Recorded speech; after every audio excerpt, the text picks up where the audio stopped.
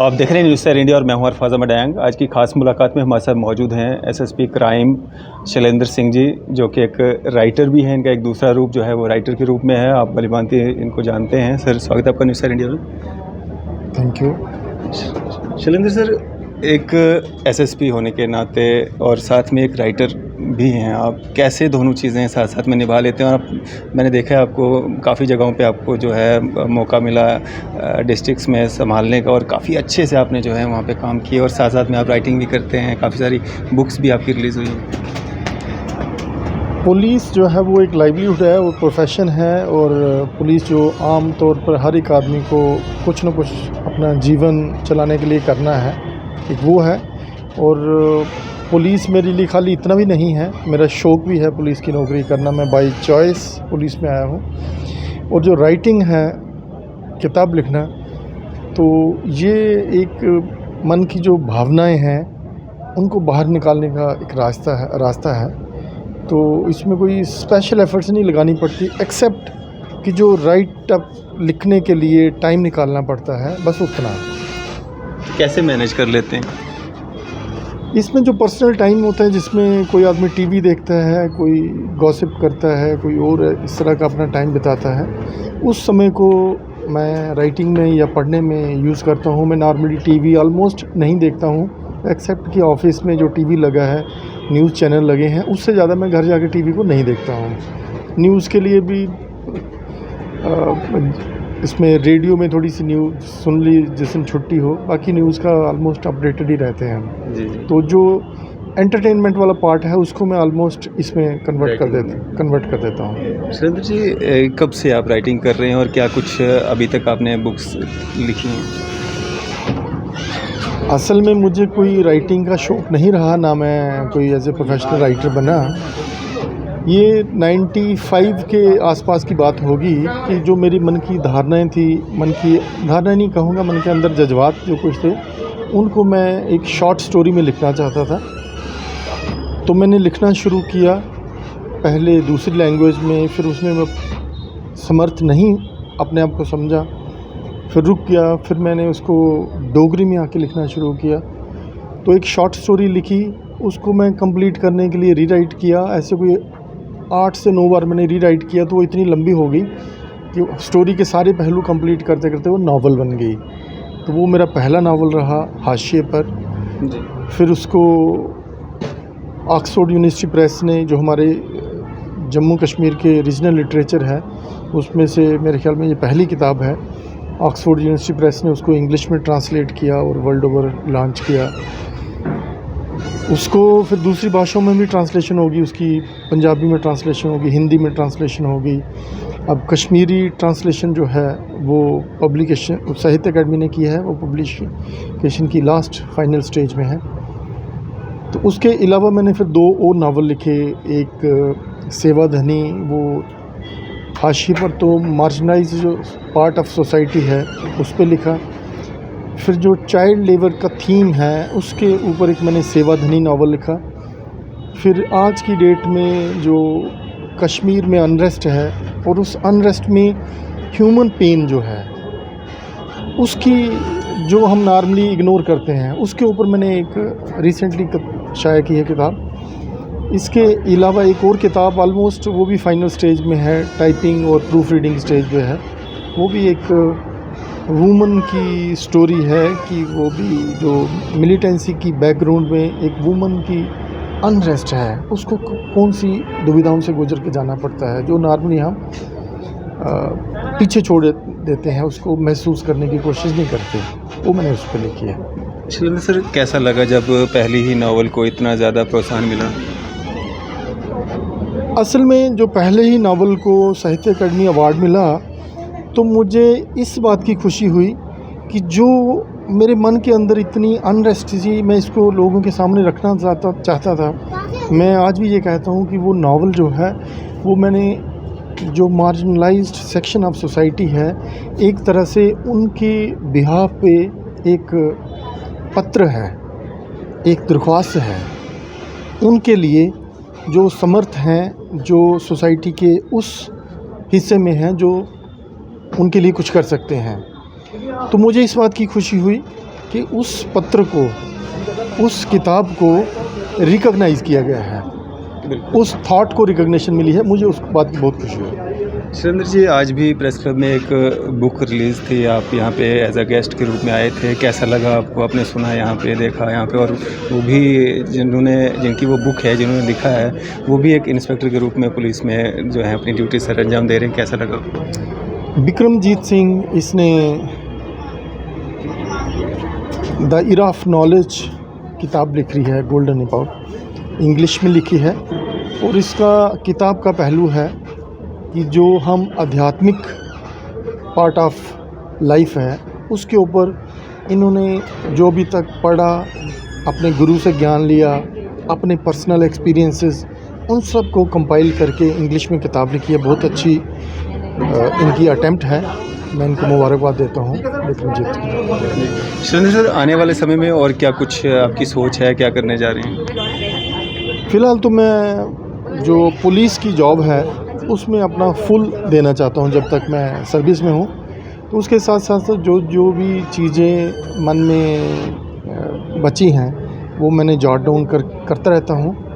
तो इसके बाद ये वाला पार्ट तो करूँगा ही कि कुछ बची हुई चीज़ें जो लिखूँगा, बाकी ज़िंदगी आगे क्या कहती है, कहाँ लेके चलती है, वो डिपेंड करता है। सर, क्या बदलाव आपको देखने को मिल रहे हैं? जिस तरह से बदल रहा है ज़माना, डिजिटल की ओर जा रहा है, किताबों की तरफ जो है लोग थोड़ा कम रुझान जो रह गया है लोगों का, कैसे देखते हैं? कितना ज़रूरी था इतना बदलाव जो हो रहा है? ओवरऑल मुझे लगता है कि जो रीडिंग हैबिट्स बढ़ रही हैं, इंफॉर्मेशन और बुक्स का एक्सपोजर जो ज़्यादा हो रहा है। हाँ, जो business model part of the literature है कि हर एक किताब की हार्डवेयर में बनाना कागज़ से और फिर उसको बेचना, ख़रीदना, उसमें डेफिनेटली बहुत चेंज आ रही है। और जितनी लोग पहले किताबें पढ़ते थे, मेरी अपनी परसेप्शन है कि उससे ज़्यादा लोग अब पढ़ रहे हैं जी। ऑनलाइन लेके पढ़ रहे हैं। बहुत सारे बच्चे हैं जिन्होंने ऑनलाइन ही कलेक्शन जो है बहुत बड़ी बड़ी लाइब्रेरीज अपनी बना ली हैं। बिल्कुल। शैलेंद्र सर, ये जो हमारा युवा है नशे की ओर जो है बढ़ रहा है, क्या कारण मानते हैं इसका? क्यों यूथ जो है वो नशे की ओर जा रहे हैं? एक पार्ट सोशल पार्ट जो हम कहते हैं कि जिसमें सोसाइटी का, पेरेंट्स का, ये वाला पार्ट है। और दूसरा पार्ट है सप्लाई का। सप्लाई में कोई ना कोई वेस्टेड इंटरेस्ट है जो इसको सप्लाई कर रहा है। हमारे देश में तो जैसे हीरोइन है, ये यहाँ पे तो मैन्युफैक्चर होती नहीं है। तो जो इसमें वो पार्ट है जो किसी तरीके से यहीं से हमारे देश का जो युवा है उसकी प्रोग्रेस रोकने के लिए, देश की उसकी अगली जनरेशन को डैमेज करना, इकानमी डैमेज करना। तो जैसे अक्सर देखा जाता है कि जो हमारे कुछ पड़ोसी देश हैं उनका इसमें बहुत रोल है। जी। शैलेंद्र सर, क्या एक मैसेज रहेगा आपका युवाओं के लिए? युवाओं के लिए मैं ये मैसेज देना चाहूँगा, जो मैं अपने बच्चों को भी देना चाहता हूँ, कि ज़िंदगी जो है ये फिर ना मिलेगी हमें। इसको जितना फुल्ली हम जी सकते हैं जी लें और पॉजिटिव वे में जिएँ। जी, शुक्रिया सर हमारे साथ बातचीत करने के लिए। Thank you. अभी हम प्रेस क्लब में मौजूद हैं और विक्रमजीत सिंह जी की यहाँ पे जो बुक रिलीज़ हुई है, विक्रम जी से भी हम बात करने की कोशिश करें। विक्रम जी हमारे साथ मौजूद है, जिनकी आज यहाँ पे प्रेस क्लब में जो है एक बुक जो है वो रिलीज़ हुई है, इनसे बातचीत करेंगे। सर, मुबारक है आपको, आज आपकी बुक जो है। धन्यवाद सर, धन्यवाद। विक्रम सर, कैसे मैनेज किया आपने, मतलब पुलिस की नौकरी भी और साथ साथ में राइटिंग भी, कैसे मैनेज किया था? सर, पुलिस की तो मेरे एक प्रोफेशनली मैं पुलिस के साथ जो हूँ एफिलेटेड हूँ, मगर मेरी जो विशेष रुचि रही है बचपन से ही वो अध्यात्म के साथ ही रही है। तो मेरे लिए कोई इतना मुश्किल नहीं हुआ, क्योंकि जिस चीज़ का आपको शौक़ हो, जो चीज़ आपके ज़िंदगी के साथ साथ चलती है, उसको चलाना इतना कठिन नहीं होता। और मैं सबके लिए यही बोलना चाहता हूँ कि आप अपनी प्रोफेशन के साथ साथ अपने जो आपकी नेचर है उसको कभी कॉम्प्रोमाइज़ नहीं करो, उसको हमेशा साथ लेके चलना चाहिए। तो ये जो बुक आपने लिखी है, क्या है इस बुक में, क्या मैसेज देने की आपने कोशिश की है? इसमें एक्चुअली में मैंने स्पिरिचुअलिटी की बात की है, क्योंकि आप जैसे जानते हैं कि इस टाइम पे जो माहौल बना है कि हम सारे जातिवाद को लेके एक दूसरे के साथ लड़ रहे हैं, जूझ रहे हैं। तो यहाँ पे हमें अध्यात्म के बारे में पता होना चाहिए। हम सबको पता होना चाहिए कि हम अगर हम देखा जाए कि बेस जो है हमारा, हम सब जो है परमात्मा की संतान है, हम स्पिरिचुअल पीपल हैं। तो हम आत्माएं हैं, तो हमें उस चीज़ की अवेयरनेस होनी चाहिए ताकि हम सारे एक दूसरे के साथ भाईचारे के साथ और प्रेम के साथ रहें। इसके लिए आपने इंग्लिश को ही क्यों चुना, मतलब या बाकी लैंग्वेजेस में भी इसको ट्रांसलेट करने जा रहे हैं? इंग्लिश मैंने इसलिए चूज़ किया क्योंकि इस टाइम पे इंग्लिश जो था मेरे लिए रेडिली अवेलेबल लैंग्वेज थी, उसको मैं टाइप भी कर सकता था और उसका मैं उसमें अपने जो थे मेरे पास रेफरेंसेस बड़े अच्छे हैं, क्योंकि डिक्शनरी जो होगी, जब बाकी चीज़ें रेफरेंसेस हो गए, इंग्लिश में ज़्यादा स्कोप है। तो मगर जैसे जैसे टाइम बीतता जाएगा मैं इसको हिंदी में भी लाऊंगा और डोगरी में भी, जो है जो सामान्य भाषाएं हैं उनमें मैं ज़रूर उसको लाऊंगा। और मेरे मेन जो है वो यही है कि जनमानस जो है, जो उनकी जो रीजनल लैंग्वेजेस हैं हमारी, वहाँ तक वो चीज़ जा सके और हम सारे जो है एक दूसरे से सीख सकें। जी, तो आप भी एक युवा हैं और आप अपनी जॉब के साथ साथ में जो है राइटिंग में भी हाथ आजमा रहे हैं। तो जिस तरह से आपने कहा कि ये आपका शौक़ भी है और उस ड्यूटी को साथ में लेते लेते आपने राइटिंग जो ये भी किया और बुक भी आज आपकी रिलीज़ हुई है। आज का जो हमारा यूथ है वो क्यों लगातार जो है ड्रग्स की ओर जा रहा है, क्या कारण लगते हैं आपको? ये सिर्फ इग्नोरेंस है। हम लोग देखा देखी में हमें इंजॉयमेंट के चक्करों में हम एक दूसरे को देख के हमको लगता है कि शायद ये पता नहीं कितने इंजॉय कर रहे हैं लोग जो है, एक चीज़। और दूसरी चीज़ कि हम अपनी परेशानियों से भागने की कोशिश कर रहे हैं। हमको लगता है कि नशा जो है वो हमारी परेशानियों का साधन है, जबकि ऐसी बात नहीं है। नशा एक ऐसी चीज़ है, ऐसी एक मैलाइस है, एक ऐसा अभिशाप है जो एक बार जब हमारे साथ लग जाता है तो वो हमें देता कम है और हमसे सब कुछ छीन लेता है। इवन कि हमारा आत्मा है वो भी हमसे, हमारा शरीर जो है, हमारा समझ विचार जो है वो सब कुछ छीन लेता है और ये पूरी सोसाइटी को इन्वॉल्व करता है। अगर मैं ये बोलता भी हूँ, मैं टीचर भी रहा हूँ पुलिस ट्रेनिंग स्कूल में, तो मैं यही चीज़ बोलता हूँ कि अगर आप किसी को मारते हो तो वो एक इंसान दूसरे इंसान को मारता है, उससे एक ही इंसान जो है पीड़ित होता है। मगर ये जो युवा लोग जो हैं ये जब नशा करते हैं, नशाखोरी पढ़ते हैं, तो ये पूरे समाज को जो है वो खात्मे की तरफ लेके जाते हैं और हमारा जो आने वाला भविष्य है वो कहीं ना कहीं कॉम्प्रोमाइज़ ज़रूर होता है। तो इसीलिए उनको ज़रूरत है कि वो अपने आप को जाने कि वो क्या है और जो वो खुशी बाहर ढूंढ रहे हैं उसके माँ सिवाय उन्हें जो चेतना जो है अपनी, उसको समझना चाहिए ताकि वो अपना जीवन जो है खुशहाल जी सके और अपने अच्छे सिद्धांतों पे जी सकें। विक्रम जी, इन फ्यूचर आप और क्या करने वाले हैं, क्या करने जा रहे हैं? मेरे भी राइटिंग को लेके बहुत अच्छे, मतलब कि मेरी रहेगी, मतलब कि रुझान रहेगा इसमें। और मेरी अभी इसी साल शायद मेरे ये मतलब कि पूरी कोशिश रहेगी कि इसका पार्ट 2 भी मैं निकालूं और उसके बाद इसमें जो कमी पेशियाँ रह जाएंगी बुक में, फिर उनको ठीक करते हुए फिर अपनी जो मैंने बुक एक सोची है जो दिमाग में, फिर वो मैं उसको लॉन्च करूँगा। और मैंने ये कार्य जो है आगे करते जाना है, क्योंकि ये मेरा निजी कार्य नहीं है। इससे मेरी ये सोच है कि मैं सब जो जागरूक लोग जो हैं उनको, समाज को जागरूक कर सकूं और कुछ ना कुछ उन्हें मैं दे सकता हूं, जो कि मेरा फ़र्ज़ भी है और मेरा कर्म भी है।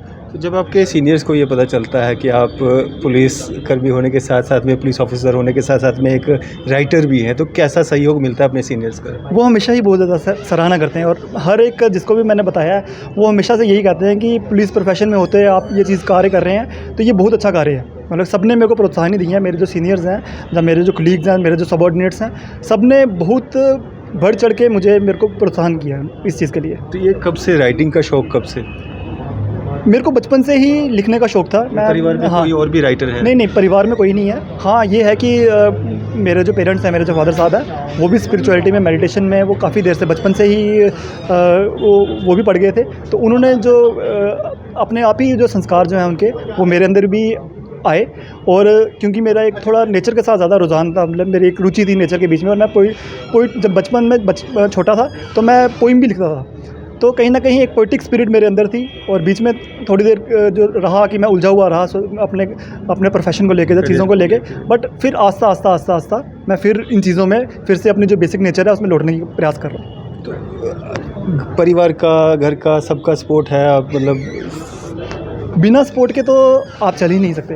और सबसे बड़ी बात है कि अगर आपकी जो कुंजी है, आपकी जो प्रॉपर्टी है, वो है आपकी ब्लेसिंग्स।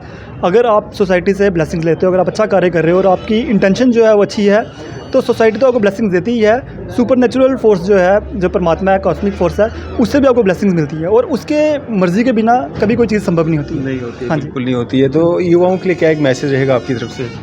मेरा यही मैसेज रहेगा कि युवा अक्सर ये चीज़ कहते हैं कि अभी हमारा एंजॉय करने का टाइम है, हम जब एक सीमा पार कर लेंगे उसके बाद हम अध्यात्म की तरफ बढ़ेंगे।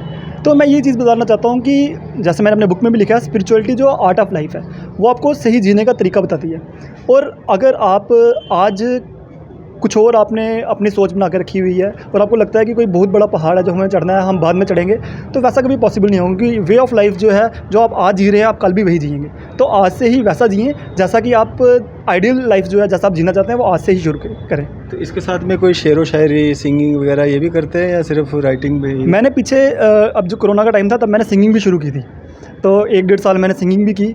तो मगर मुझे लगा कि सिंगिंग जो है वो मेरे निजी जीवन से ज़्यादा ताल्लुक़ रख रही है और उसमें मेरी आध्यात्मिक उन्नति उस चरम पे नहीं हो सकती जितनी कि मेरी राइटिंग में हो सकती है। इसलिए मैंने उसको जो है सैक्रिफाइस किया, क्योंकि हमारे पास लिमिटेड एनर्जी है, लिमिटेड रिसोर्सेज हैं, हम उसको कंसंट्रेशन जो है अपनी एक जगह पे लगा सकते हैं। इसलिए मैंने ये जो राइटिंग है इसको चुना। चलिए, शुक्रिया हमारे से बातचीत करने के लिए। शुक्रिया सर। तो ये थे हमारे साथ विक्रम जी, जिनकी यहाँ पे आज प्रेस क्लब में एक बुक जो है वो रिलीज़ हुई है और पेशे से एक पुलिस ऑफिसर हैं और साथ साथ में राइटिंग का भी शौक़ रखते हैं। आज बुक इनकी रिलीज़ हुई है, आने वाले समय में और भी इनकी बुक्स जो हैं वो रिलीज़ होंगी। हमारी और हमारी टीम की तरफ से इनको ढेर सारी शुभकामनाएँ। आप देखते रहें न्यूज़ स्टार इंडिया। मैं अरफाज अहमद, कैमरामैन शाहनवाज के साथ।